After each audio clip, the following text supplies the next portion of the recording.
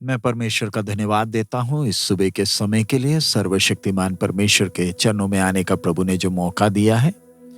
आइए आज सुबह के वचन मनन के लिए नीति वचन 23वां अध्याय उसका 9वां वचन हम पढ़ें।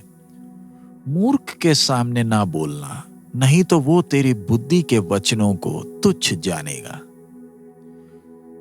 आज सुबह परमेश्वर की आत्मा हमें साफ साफ सिखाती है कि हमने दूसरों के साथ बात करते वक्त कितना ध्यान रखना है।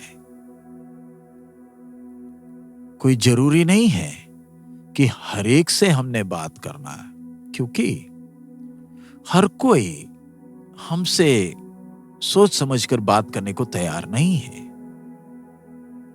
एक मूर्ख के साथ बात करना व्यर्थ है।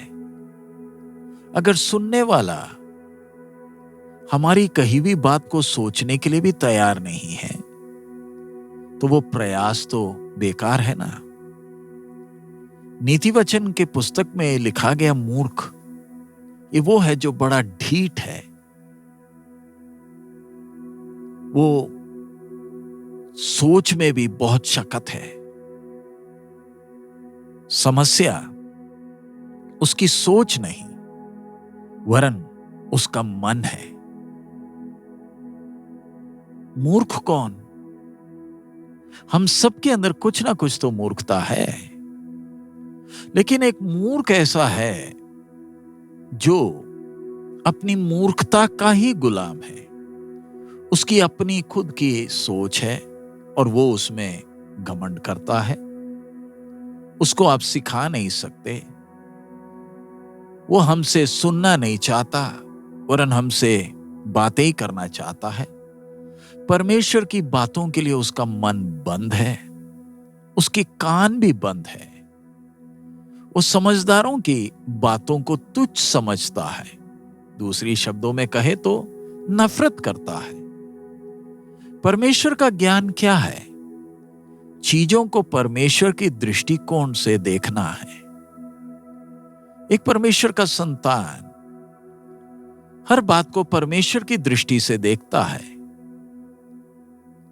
हमारा ऐसा ही सोच और हृदय होना चाहिए। लेकिन जब एक मूर्ख ये बातें सुनता है तो उसके अंदर बड़ी घृणा, बड़ी नफरत पैदा होती है। वो परमेश्वर के वचन और परमेश्वर के मार्गों से दूर ही रहना चाहता है।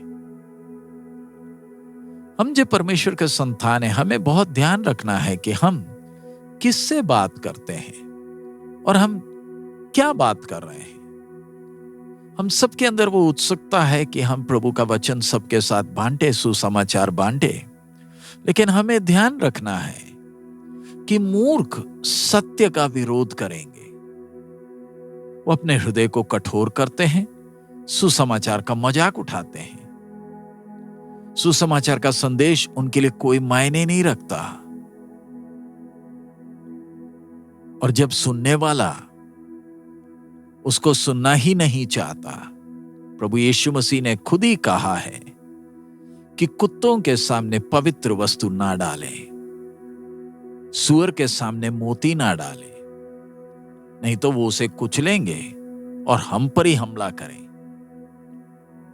मूर्ख की तरह कुत्ते और सूअर, उनके अंदर यह स्वभाव है जिसे हम बदल नहीं सकते। कुत्ता अपनी ही उल्टी वापस खाता है, सूअर कीचड़ में खेलता है। और अगर हम उन्हें सुधारने का प्रयास करें, वो हम पर हमला करेंगे। इसलिए बचकर रहना बेहतर है।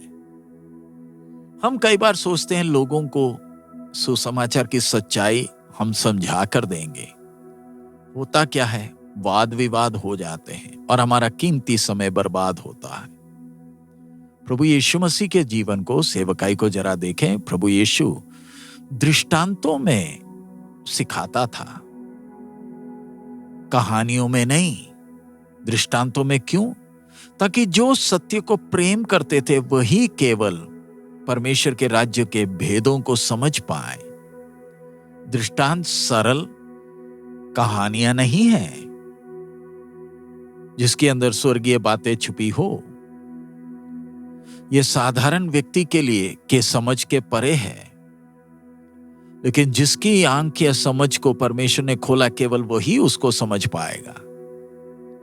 परमेश्वर ने अपने सत्य को कई माध्यमों से प्रकट किया है। इस सृष्टि परमेश्वर के अनंत काल की सामर्थ्य को और ईश्वरत्व को प्रकट करती है। मनुष्य के पास कोई बहाना नहीं है। लेकिन जब मनुष्य परमेश्वर के इस सत्य को इनकार करता है, तो परमेश्वर उनकी बुद्धि को बांध देता है और उनकी सोच को अशुद्धता की ओर फेर देता है। क्योंकि वो सत्य को प्रेम नहीं करते, इसलिए परमेश्वर उनको भरमाने वाली शक्ति के गुलाम कर देता है, यहां तक कि वो झूठ को सच मानने लगते हैं। प्रभु इन दिनों में हमें ज्ञान और समझ देता कि हम भी जिस किसी से बात करें, हम पहचान पाए कि सच में वो व्यक्ति सत्य का खोजी है या नहीं। हमारी बातचीत सुनने वाले के लिए आशीष और प्रभु के नाम के महिमा का कारण हो।